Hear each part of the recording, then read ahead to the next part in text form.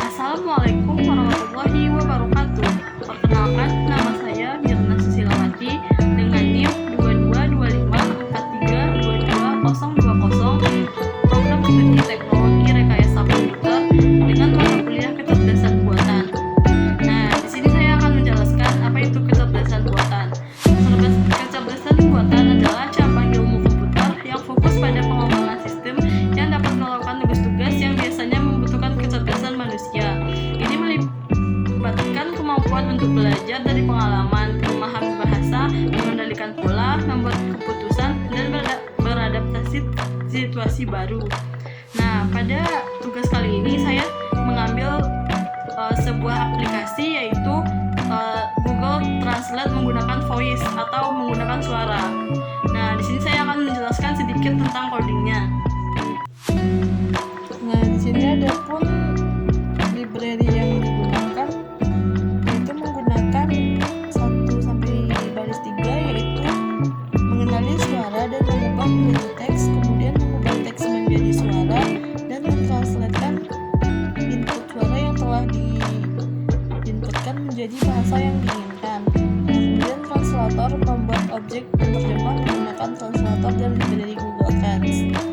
Nah, translate text fungsinya untuk menerima 2 parameter, yaitu yang ingin diterjemahkan dan bahasa tujuan.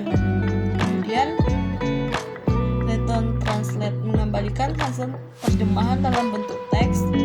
Kemudian speak text, fungsi ini menggunakan library untuk mengubah teks menjadi suara.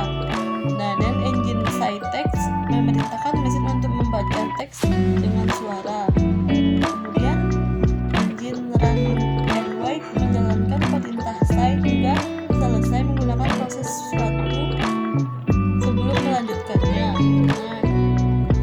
Nah, adapun recognize membuat objek mengenal suara, dan wait microphone membuka mikrofon sebagai sumber input data.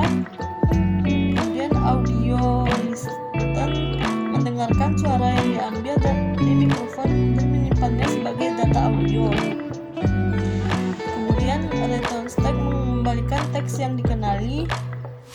Try except digunakan untuk mengendalikan kesalahan yang mungkin terjadi saat mencoba mengenali suara. Kemudian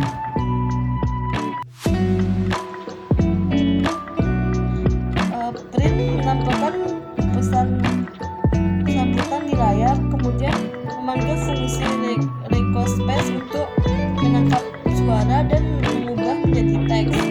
Kemudian if input text mengecek apakah ada teks yang berhasil dikenali suara.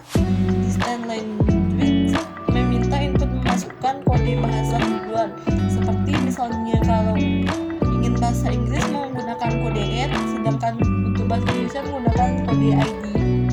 Kemudian translate text menerjemahkan teks yang dihasilkan dari input suara ke bahasa yang telah ditentukan pengguna. Nah, speak text mengubah hasil terjemahan menjadi suara